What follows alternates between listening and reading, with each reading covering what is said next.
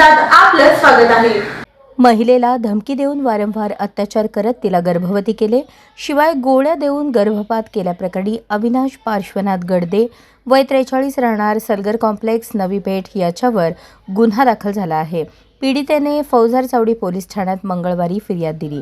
आरोपीने पीडितेशी ओळखीचा फायदा घेऊन तिला 2021 ते 2024 या कालावधीत शहरातील Navi Peth, Koregaon park, lane number 7 Pune, Dadar येथील वेगवेगळ्या हॉटेल, लॉज आणि मुंबई येथे नेऊन वारंवार अत्याचार केला। शिवाय गर्भवती केल्यानंतर जबरदस्तीने गर्भपाताच्या गोळ्या दिल्या, तसेच अनैसर्गिकरित्या संबंध करून मारहाण करत ऑफिसमध्ये बदनामी केली, अशा आशयाची फिर्याद पीडितेने मुंबई येथे दिली आहे। हा गुन्हा सोलापुरात वर्ग करण्यात आला आहे। या प्रकरणाचा तपास पाटोळे करत आहेत।